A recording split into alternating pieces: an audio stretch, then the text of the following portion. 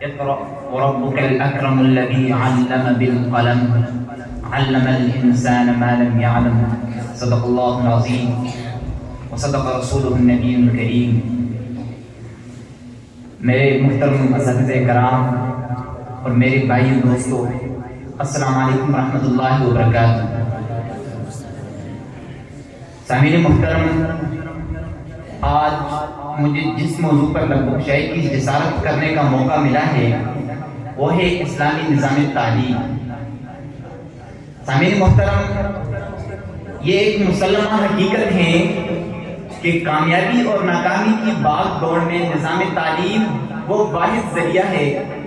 جو کسی بھی قوم کی تہذیب و ثقافت کے لیے آئینہ دار اور کسی بھی ملک اور معاشرے کی ترقی کے لیے بنیاد اور اساس کی حیثیت رکھتا ہے. یہی وجہ ہے کہ جب بھی کسی ملک کے شرازے کو بکھیرنا مقصود ہوتا ہے یا کسی قوم کو صفحہ ہستی سے مٹانا مقصود ہوتا ہے تو اس کے لیے ایٹم بم یا بارود کی ضرورت نہیں، بلکہ فلسفہ کا کہنا یہی ہے کہ اس قوم کے نظام تعلیم کو بدل ڈالو، وہ قوم خود بخود تباہ ہو جائے گی.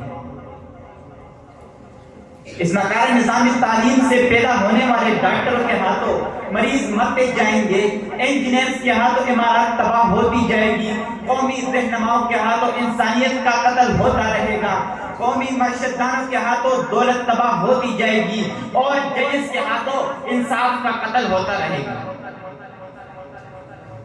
چنانچہ اس نظریے پر عمل کرتے ہوئے انگریز سامراج نے برِ صغیر پاک و ہند پر قدم جمائے تو انہوں نے مسلمانوں کے نظام تعلیم کو بدلنے کی کوشش کی اور پھر اپنی اس خواہش کو عملی جامہ پہنانے کے لیے لارڈ میکالے کے مرتب کردہ نظام تعلیم کو داخل انصاف کروایا. آپ اس سازش کا صحیح اندازہ ماضی قریب کے رپورٹ سے لگا سکتے ہیں کہ 2000 سے لے کر 2004 تک انگریزوں نے مسلم دنیا کے بارے میں جتنی بھی رپورٹیں تیار کی ان میں مسلمانوں کے نظامی تعلیم کو بنیادی طور پر ہدف بنانے کی کوشش کی گئی. یہی وجہ ہے کہ آج ایک طرف تو ہم افرادی قوت کی کمی کی سزا بھگت رہے ہیں تو دوسری طرف حقائق یہ ہے کہ صرف ہمارے ملک کے نصف صدی سے زیادہ عرصہ گزرنے کے باوجود آج ہم کسی ایسے دانشور کے پائے جانے سے قاصر ہیں جو ہماری قوم کی مقاصد اور نظام تعلیم کا تعین کر سکے اور قوم کو اجتماعی سوچ فراہم کر سکے. اسی لیے تو مفکر اسلام مولانا مفتی محمود رحمۃ اللہ علیہ نے فرمایا تھا کہ اس نظام تعلیم سے تو کوئی بابو یا اسکالر بن سکتا ہے، لیکن اس نظام تعلیم سے مولانا قاسم نانوتوی رحمۃ اللہ علیہ، شاعر مشرق علامہ محمد اقبال رحمۃ اللہ علیہ اور شاہ ولی اللہ محدث دہلوی رحمۃ اللہ علیہ جیسی ہستیاں اس نظام تعلیم سے پیدا نہیں ہو سکتی.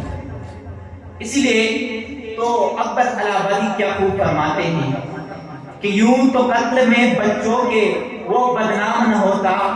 یوں تو قتل میں بچوں کے وہ بدنام نہ ہوتا، افسوس افسوس کہ فرعون کو کالج سے نہ سوجی. سامعین محترم، اب سوال یہ پیدا ہوتا ہے کہ اس نظام تعلیم کے مقابلے میں وہ کون سا نظام تعلیم ہے جو ہمارے قوم کی تہذیب و ثقافت کے لیے آئینہ دار اور ہمارے ملک اور معاشرے کو ترقی کی راہ پر گامزن کر سکے. وہ کون سا نظام تعلیم ہے جو ہمارے نوجوانوں میں شاہ ولی اللہ محدث دہلوی رحمۃ اللہ علیہ جیسی سوچ، مولانا قاسم نانوتوی رحمۃ اللہ علیہ جیسا کردار اور شاعر مشرق علامہ محمد اقبال جیسی ہستیاں پیدا کر سکیں. سامعین محترم، اس سوال کے جواب کے لیے ہمیں پاکستان بھر کی لائبریریوں کو کنگالنے کی ضرورت نہیں، بلکہ اگر ہم اسلامی نظام تعلیم کا مطالعہ کریں تو ہمارے سوال کا جواب مل جائے گا.